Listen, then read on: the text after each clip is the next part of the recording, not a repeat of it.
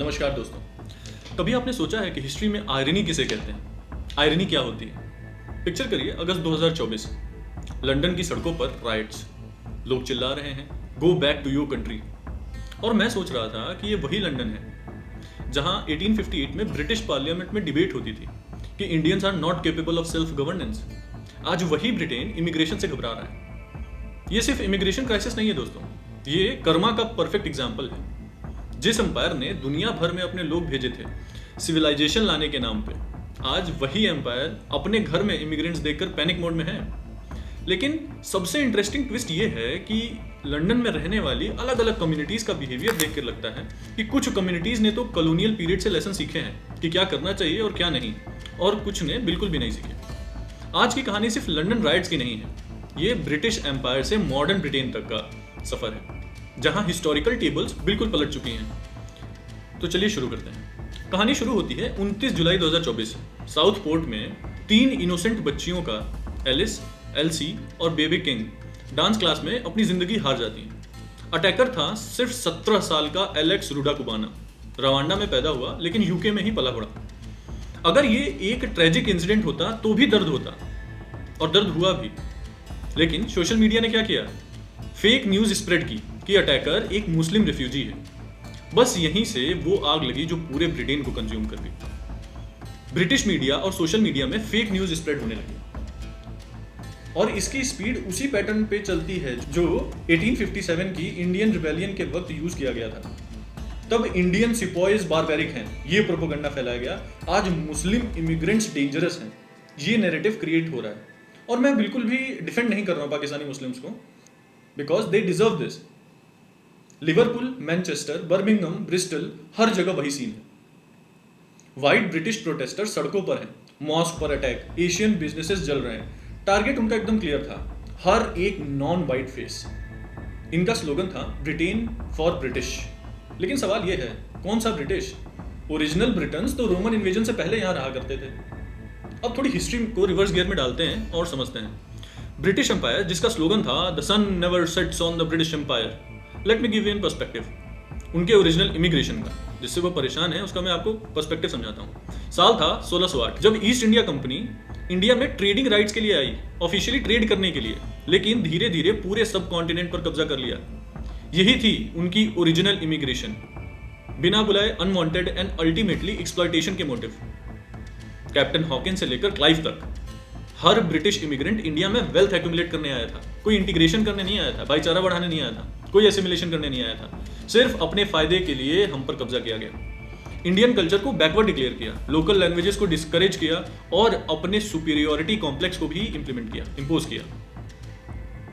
उनका माइंडसेट था कि उनका मॉरल ऑब्लिगेशन है व्हाइट मैन्स बर्डन, जिसमें वो खुद को दुनिया का सबसे सुपीरियर रेस समझते हैं।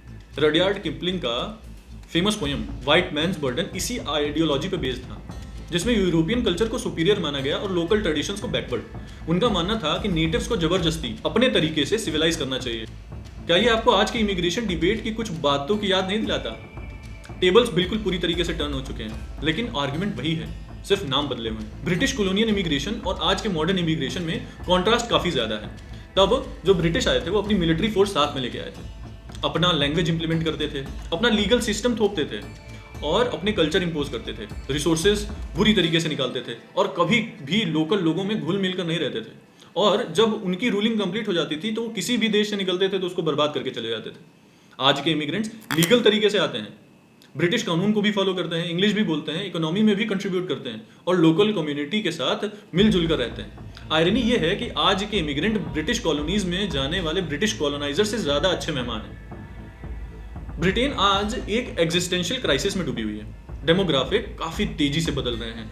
आपको बताता हूं मैं कि लंदन में व्हाइट ब्रिटिश माइनॉरिटी में कन्वर्ट हो चुके हैं, केवल 36% के आसपास है, और अर्बन कल्चर बिल्कुल ट्रांसफॉर्म हो चुका है।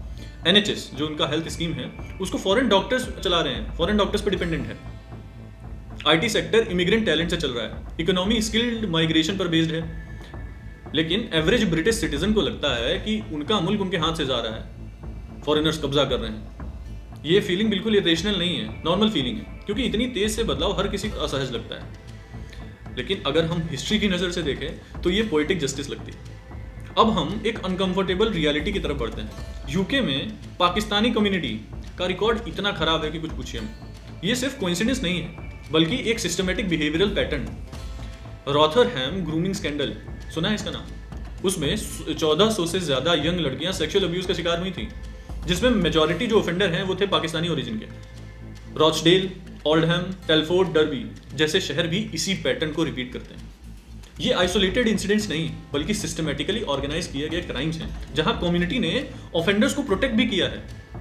इसके अलावा पाकिस्तान ओरिजिन फैमिलीज में honour violence, forced marriage, acid attacks जैसे सोशल इश्यूज काफी ज्यादा बढ़ गए। कजिन मैरिजेस की हाई रेट से जेनेटिक प्रॉब्लम्स भी बढ़ गई हैं। ब्रैडफोर्ड या बर्मिंघम जैसे शहरों में ऐसा लगता है कि जैसे आप पाकिस्तान के किसी इलाके में रह रहे हैं। British values, specially British language culture को ओपनली चैलेंज किया जाता है। खास करके महिलाओं में इंग्लिश बोलने की खासा कमी देखी गई। शरिया कोर्ट्स पैरेलल लीगल सिस्टम की तरह ऑपरेट करते हैं, जो ब्रिटिश लीगल सिस्टम के कॉन्ट्ररी हैं। स्ट्रीट प्रोटेस्ट और डेमोन्स्ट्रेशंस में भी पाकिस्तानी कम्युनिटी ने एक्सट्रीमिस्ट स्लोगन्स लगाए हैं, जैसे पैलेस्टीन रैलीज में dead to Israel, Pakistan India tensions के टाइम पे एंटी हिंदू गुस्से का इजहार, और कभी कभी तो आईसिस जैसे संगठनों का भी सपोर्ट दिखा इन रैलीज में। इन लोगों ने ब्रिटिश टॉलरेंस का बहुत हद तक मिसयूज करके एक्सट्रीमिस्ट आइडियोलॉजी को प्रमोट करना अपना एक तरीके से हक समझ लिया है, और ये एक बहुत बड़ा चैलेंज भी बन चुका है।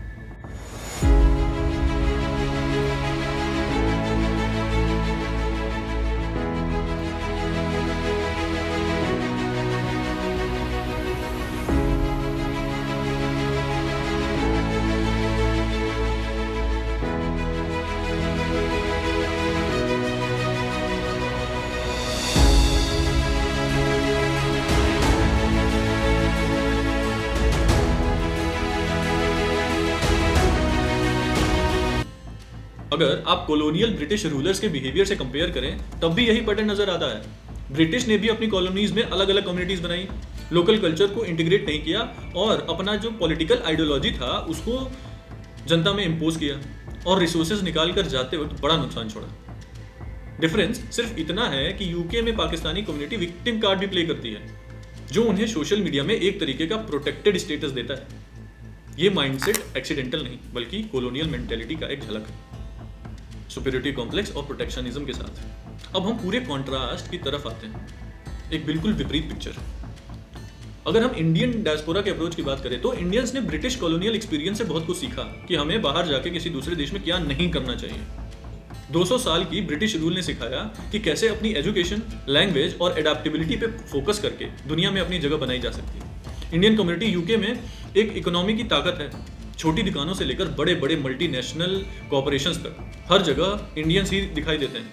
हिस्ट्री में पहली बार Indian origin Rishi Sunak Britain के प्राइम मिनिस्टर बने, जो एक हिस्टोरिक और इंस्पायरिंग फैक्ट है। इंडियंस यूके में सबसे हाईएस्ट अर्निंग एथनिक माइनॉरिटी हैं। एनएचएस में भी इंडियन डॉक्टर्स का कंट्रीब्यूशन बहुत ही ज्यादा वाइटल है। वह सिस्टम जो ब्रिटिश टाइम पर हमारे लिए इनएक्सेसिबल था, कोई हेल्थ इंफ्रास्ट्रक्चर नहीं था।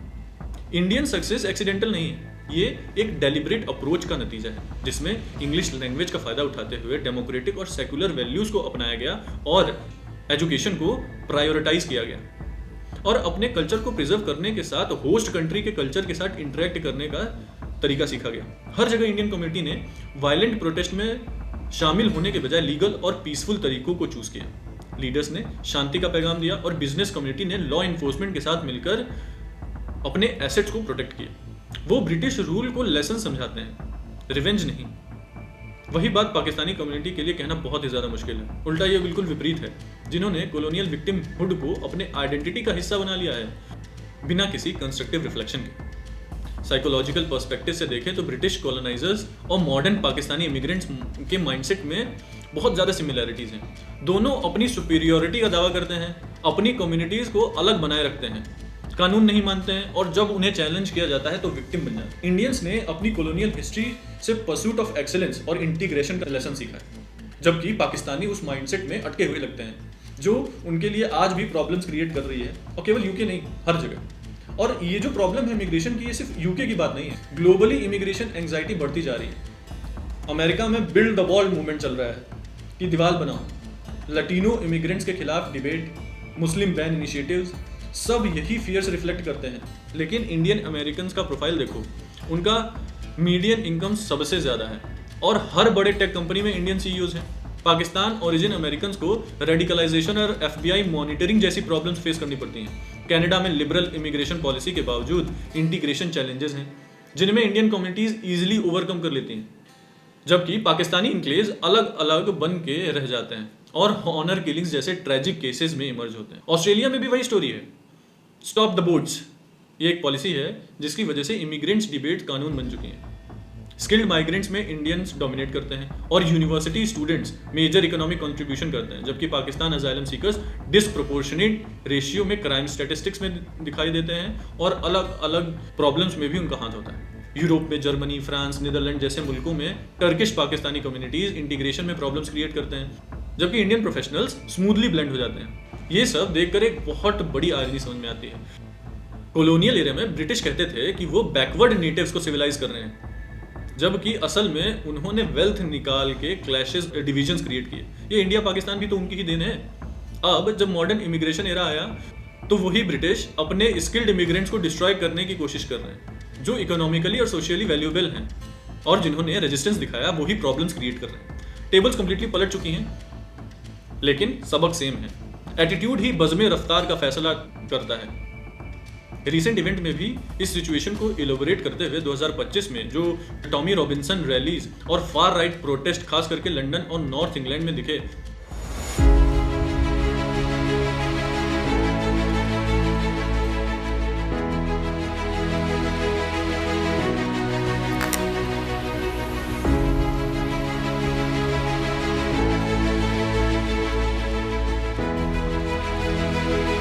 वो बेसिकली वही फ्रस्ट्रेशन एक्सप्रेस कर रहे हैं जो इमिग्रेशन और कल्चरल चेंज की वजह से पैदा हुई हैं। ये रैलीज मोस्टली इमिग्रेशन पॉलिसी और मुस्लिम कम्युनिटीज के खिलाफ थी, जिसमें वायलेंस से टकराव हुआ, लोग अपने रूट्स और पहचान के लॉस से डर रहे थे। लेकिन उनके दर्द के पीछे एक पुरानी कॉलोनियल आयरनी भी छुपी हुई है। आज कई developed countries merit based immigration पर फोकस बढ़ा रही हैं। Australia point based system use करता है, कनाडा में एक्सप्रेस एंट्री प्रोग्राम है, यूएस का H1B visa system merit based है, और यूके ने पोस्ट ब्रेक्जिट अपना इमिग्रेशन सिस्टम स्किल सेंट्रिक बनाया है। Culture integration test, language proficiency और कम्युनिटी मॉनिटरिंग प्रोग्राम्स इंप्लीमेंट हो रहे हैं, जिससे एक्सट्रीमिस्ट और प्रॉब्लमेटिक इमिग्रेंट ग्रुप्स को लिमिट किया जा सके। ये पॉलिसीज इंडियन इमिग्रेंट्स के लिए फायदेमंद हैं, क्योंकि उनका प्रोफाइल नेचुरली इन स्टैंडर्ड से मिलता जुलता है, जबकि प्रॉब्लमेटिक कम्युनिटीज में ये चैलेंजेस ज्यादा होते हैं। पॉलिटिकल करेक्टनेस की वजह से पब्लिक डिबेट्स में असली प्रॉब्लम ओपनली डिस्कस ही नहीं होती, लेकिन गवर्नमेंट्स को पता है कि overall community behaviour immigration success में सबसे बड़ा फैक्टर है। ये भी समझना होगा कि इमिग्रेशन कंप्लीट बैन करना या ओपन बॉर्डर्स होने से सोल्यूशन नहीं निकलेगा। बैलेंस चाहिए जिसमें मेरिट, लैंग्वेज, कल्चर और इकोनॉमिक कंट्रीब्यूशन सब इंक्लूड होंगे। आखिर में लंदन राइट्स एक सिविलाइजेशनल चैलेंज है। क्या अलग अलग सिविलाइजेशन पीसफुली कोएग्जिस्ट कर सकती हैं? इंडियन सिविलाइजेशन की फ्लेक्सिबिलिटी और एडाप्टेबिलिटी इस बात का जवाब है, जबकि पाकिस्तानी कम्युनिटी की रिजिडिटी और विक्टिमहुड से प्रॉब्लम और ज्यादा बढ़ती है। जैसे उमार ख्याम ने कहा था, be like a melting snow, अपनी पुरानी सोच से निकलकर नई जिंदगी को गले लगाओ। तो दोस्तों, ये राइट्स सिर्फ कंटेम्प्रेरी इमिग्रेशन के नहीं, एक लंबी हिस्ट्री का रिफ्लेक्शन है। ब्रिटिश एम्पायर कोलैप्स हुआ क्योंकि वो चेंज को अडॉप्ट नहीं कर पाया। आज भी सोसाइटीज वही सबक सीख रही हैं, जो अडॉप्ट करेगा वही सर्वाइव करेगा, जो रेजिस्टेंट रहेगा उन्हें रिजेक्ट किया जाएगा। हमारे यहाँ एक कहावत भी है, जो पेड़ फ्लेक्सिबल होगा वही आंधियाँ झेल पाएगा, और जो रिजिडिटी से खड़ा रहेगा वो उखड़ के चला जाएगा कहीं और। इंडियन डायस्पोरा ने पॉजिटिव लेसन सीखा है, विक्टिमहुड नहीं। पाकिस्तानीज को भी अपनी अप्रोच सही कर लेनी चाहिए। जैसे उनका थूथू कुछ कंट्रीज में अभी हो रहा है, वो पूरी दुनिया मतलब हर एक कंट्री में भी होना स्टार्ट हो जाएगा। इमिग्रेशन अब परमानेंट रियलिटी बन चुका है, लेकिन सक्सेस की गारंटी अप्रोच पर डिपेंड करती है। ब्रिटिश ने कॉलोनियल पावर के रूप में डोमिनेंस चाहा और फेल हुए। आज इमिग्रेंट्स को करना होगा कंट्रीब्यूशन, एडाप्टेशन और इंटीग्रेशन। लंदन राइट्स एक बॉन्डिंग है, पेशेंस हद तक ही है। अप्रोच बदलो, वरना इतिहास फिर से अपने आप को रिपीट करेगा और इस बार टेबल्स परमानेंटली बदल जाएंगे। आपका क्या कहना है? क्या हम हिस्ट्री से सीख पाएंगे? कमेंट में ज़रूर बताइए, और अगर आपको ये वीडियो इंफॉर्मेटिव लगा हो तो लाइक ज़रूर कर दें। हिस्ट्री दिखा रही है और कर्मा अपनी काउंटिंग भी कर रहा है। देखते हैं आगे क्या होता है। इस वीडियो में इतना ही, मिलते हैं अगली वीडियो में किसी अगले इंटरेस्टिंग टॉपिक के साथ। तब तक के लिए love all, feed all and serve all. Radhe Radhe.